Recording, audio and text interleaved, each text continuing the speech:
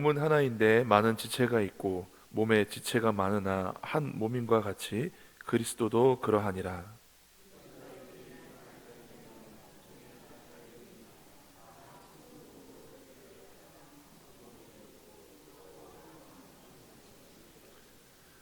몸은 한 지체뿐만 아니요 여럿이니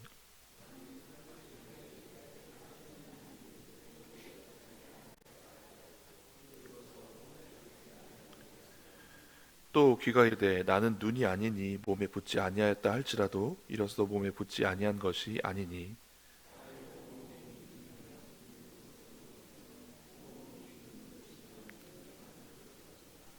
그러나 이제 하나님이 그 원하시는 대로 지체를 각각 몸에 두셨으니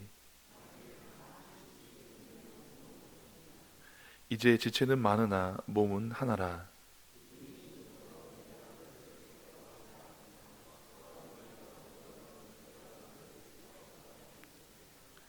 그뿐 아니라 더 약하게 보이는 몸의 지체가 도리어 요긴하고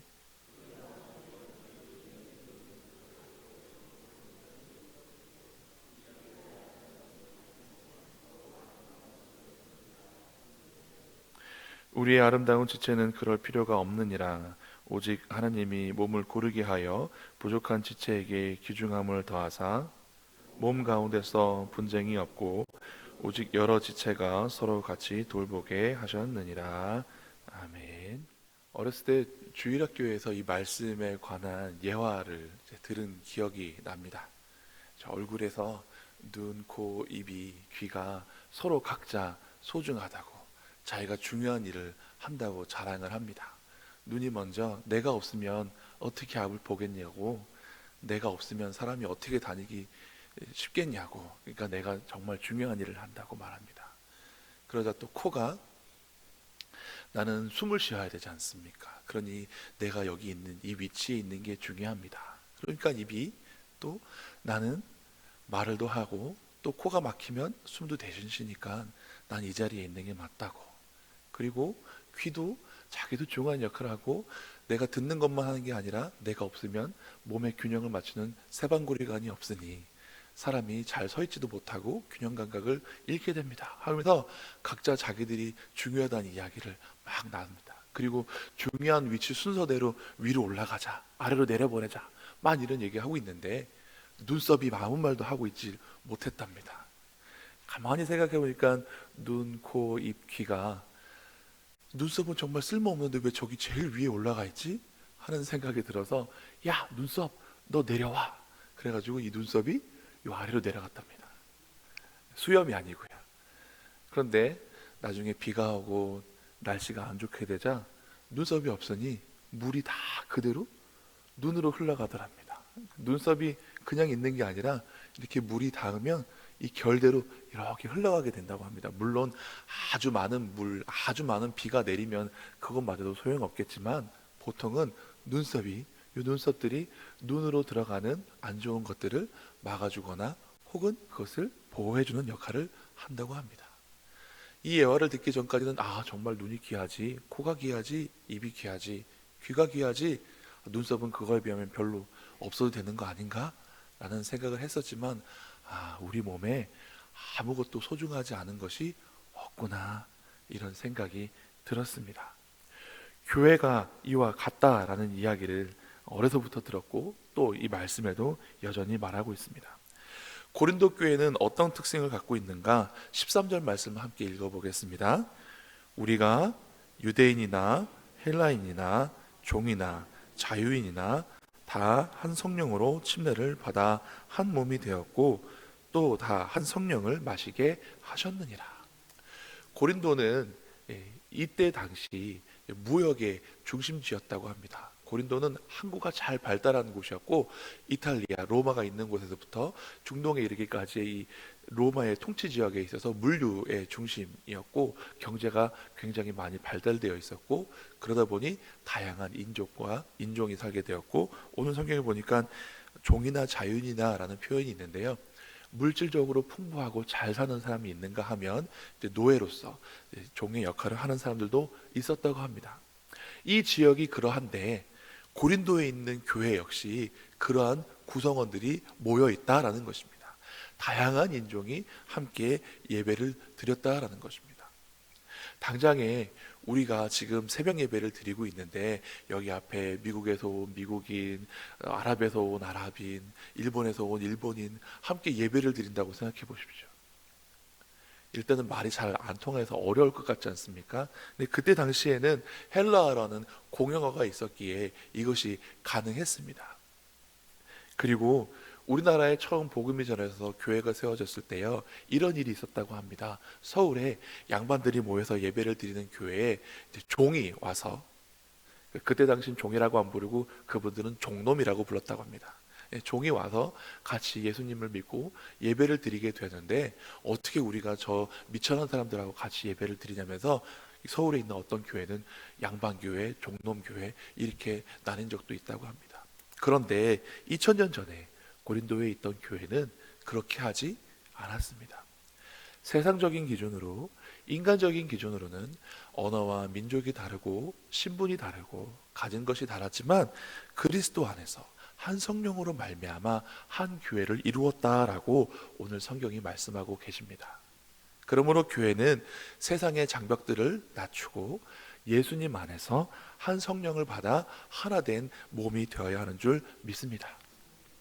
내가 많이 배우고 못 배우고가 중요하지 아니하고, 내가 많이 가지고 적게 가지고가 중요한 것이 아니고, 남자 여자가 문제가 아니라, 민족이 문제가 아니라 우리는 하나님이 그렇게 불러 모으셨다라는 것입니다. 사람은 태어날 때부터 눈과 코와 입과 귀 다 가지고 태어납니다. 그렇지 못하면 장애가 있다라고 이야기합니다. 그런데 교회는 처음부터 다 가지고 생긴 것이 아니라 하나님께서 하나하나 모으십니다. 각각 그 은사에 맞게, 각각 필요에 따라서 하나님께서 불러 모아주셨다라고 오늘 성경은 말씀하십니다.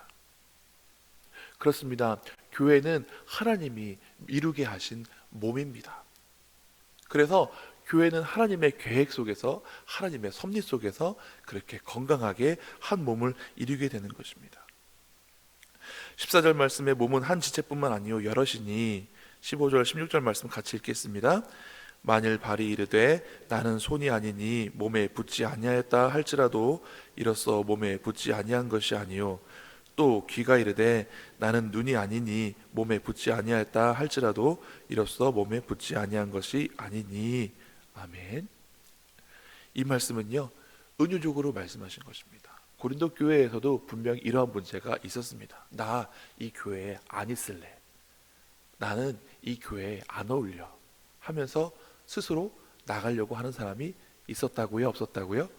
있었다라는 것을 은유적으로 표현하고 있습니다. 그러나 그렇게 한다고 한들 그 사람이 교회에 속하지 않게 되는 것이 아니다라고 말씀하십니다. 왜냐하면 교회는 하나님의 은혜의 경륜 안에서 하나님께서 부르신 섭리 가운데서 하나가 되긴 것이기 때문에, 우리 한 사람 한 사람이 나는 아니야, 나는 여기 속하지 않을래, 나는 나갈래 한다고 해서 그것이 그렇게 되는 것이 아니다라고 바울이 말씀하는 것입니다. 그리고 바울은 더 나가서 말하는 것이 무엇이냐, 우리 각자 한 사람 한 사람 모두 다르지만 이 몸에는 여러 지체가 있어서 꼭 필요한 것을 이루게 하는 것이다 라고 말합니다. 17절 말씀, 18절 말씀, 19절 말씀까지 같이 읽겠습니다. 만일 온 몸이 눈이면 듣는 곳은 어디며 온 몸이 듣는 곳이면 맴새 맡는 곳은 어디냐. 그러나 이제 하나님이 그 원하시는 대로 지체를 각각 몸에 두셨으니 만일 다 한 지체뿐이면 몸은 어디냐. 아멘.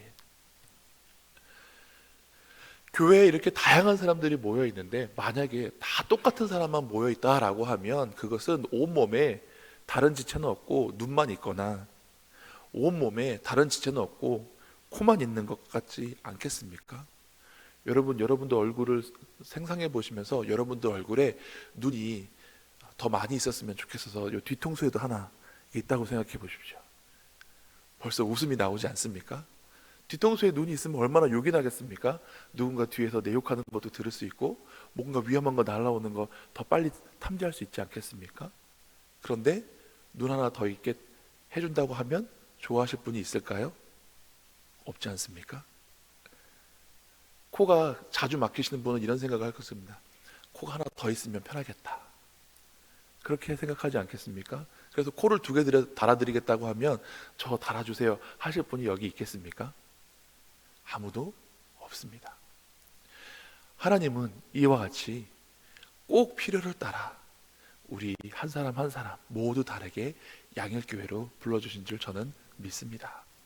누군가는 보는 분이 되셔야 하고, 누군가는 듣는 분이 되셔야 하고, 누군가는 가서 만져주는 손이 되어야 되고, 누군가는 움직여주는 발이 되어야 하는 것입니다. 저희 아들이 얼마 전에 인대가 끊어져서 기부스를 하고 학교를 다니게 되었습니다. 하필이면 엘리베이터 공사하는 기간과 딱 겹쳤습니다. 기부스를 하고 처음에 그 10층까지 올라가려고 하는데 애가 어떻게 올라가야 될 줄 모르더라고요. 깨금 발로 올라가다가 목발을 짚고 올라가다가 1, 2층 올라가니까 다시 여러분 발목에 인대가 있는 건 아십니까? 생각하고 지내십니까? 그렇지 않습니다. 다치고 나서야 내 복숭아뼈 근처에 인대가 있었지, 무릎 근처에 인대가 있었지 깨닫게 됩니다. 온몸이 같이 고생해보고 나니까 평소에 신경 쓰지 않았던 저 인대가 참 중요한 일을 했었구나.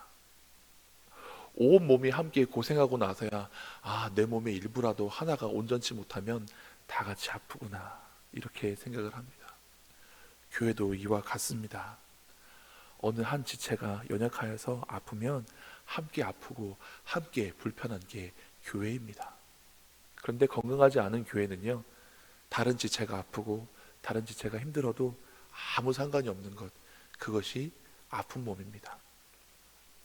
여러분, 문둥병이 왜 무서운 줄 아십니까? 문둥병은 어디 다치거나 어디 이렇게 아프게 불에 데이더라도 아픈 걸 모른다고 합니다. 그러면 그 상태로 치료하지 못하게 되고 오래오래 방치게 되면 거기가 곪고 썩고 문드러지는 일이 생깁니다. 문둥병이 정말 무서운 것은 손가락, 발가락 끝이, 코끝이 문드러져서 떨어져 나가는 것, 그것이 무서운 것이 아니라 통증을 느끼지 못하게 된다는 것입니다. 여러분, 우리 교회가 한 사람 한 사람 모두 하나님께서 불러주셔서 아름다운 몸을 이루게 했는데 다른 지체의 아픔을 우리가 깨닫지 못하고 느끼지 못한다면 그 교회는 건강한 그리스도의 몸이 될 수 있다라고 말할 수 없는 것입니다. 우리가 어떻게 건강한 몸을 이루는가? 서로에 대해서 아파하고 서로에 대해서 소중히 여기고, 우리 교회에 아무도 필요 없는 사람은 없어. 모두 하나님의 계획 가운데 우리 한 몸을 이루게 하신 것이야 라고 우리가 고백할 수 있어야겠습니다. 하나님은요 또한 이렇게 말씀하십니다. 22절 말씀, 그뿐 아니라 더 약하게 보이는 몸의 지체가 도리어 요긴하고, 23절, 우리가 몸에 덜 귀히 여기는 그것들을 더욱 귀한 것들로 입혀주며 우리의 아름답지 못한 지체는 더욱 아름다운 것을 얻느니라. 이 말씀을 읽으면서 생각해 봤어요. 여러분, 귓볼이 소중합니까? 제가 아는 장로님은 월남전에 나갔다가 총을 맞으셔가지고 여기가 이만큼이 없으세요. 사는데 지장은 별로 없습니다. 그런데 요 귓볼, 여자분들이 뭘 많이 다시죠? 반짝반짝거리는 거 달아주시잖아요. 그렇죠? 여기다가 반짝거리는 걸 다는 분은 아무도 없습니다. 그렇죠? 요즘 젊은 사람들 뭐 피어싱을 한다고 하는데 오히려 더 요긴한 곳에 손끝에다가 여기다가 막 장식하시는 분이 없어요. 그렇죠? 필요에 따라서 여기 성경 말씀에 덜 귀히 여기는, 혹은 없어도 될 것만 같은 그 지체에 어떻게 해요? 아름다운 것으로 꾸며준다라는 말이 이 말씀인 것 같습니다. 교회도 이와 같아야 합니다. 저 사람은 우리 교회가 없었으면 좋겠어, 이런 것이 아니라 그럴수록 우리가 더 꾸며주고 우리가 더 보다듬어주고 우리가 더 품어줄 때 이 말씀이 저는 이루어질 줄로 믿습니다. 저는 어떤 징크스가 있습니다. 제가 손톱을 깎으면요 꼭 음료수 이거 딸 일이 생기더라고요. 있을 땐 딸 일이 없는데 이걸 깎고 나면 꼭 이걸 딸 일이 생길 때가 있습니다. 내가 손톱을 왜 깎았지? 하루만 더 있다 깎을 걸 할 때가 있습니다. 맨날 자라서 깎아 없애버리는 이 손톱조차도 사실은 굉장히 중요한 역할을 한다고 합니다. 손톱과 발톱이 없으면요 물건을 지을 때 이 뒤편에서 지지해 주는 것이 없고 발을 땅에 디딜 때 사람이 앞으로 나아가는데 눌러주는 것이 없어서 사람이 어려움이 있다고 합니다. 우리 교회에도 손톱과 발톱 같은 역할을 하시는 분이 있을 줄 믿습니다. 맹장도 쓸모없어서 뗀다라고 하시는 분들이 있는데 사실은 맹장은 되게 소중한 역할을 한다고 합니다. 몸에 유익한 균이나 세균 같은 것들을 배양을 해가지고 다른 장기에 뽑아주고 또 맹장에서만 흡수가 가능한 영양분이 있다고 합니다. 그러니 사람의 기준으로 맹장 없어도 돼, 저런 쓸개가 없는데 쓸개 없는 사람 쓸개 없어도 살긴 하지만 어느 것 하나 쓸모없거나 필요 없다라고 우리가 할 수 있는 것이 아무것도 없다라는 것입니다. 그래서 교회는 어떤 교회가 되어야 하는가? 오늘 말씀 25절 말씀 함께 읽겠습니다. 몸 가운데서 분쟁이 없고 오직 여러 지체가 서로 같이 돌보게 하셨느니라. 아멘.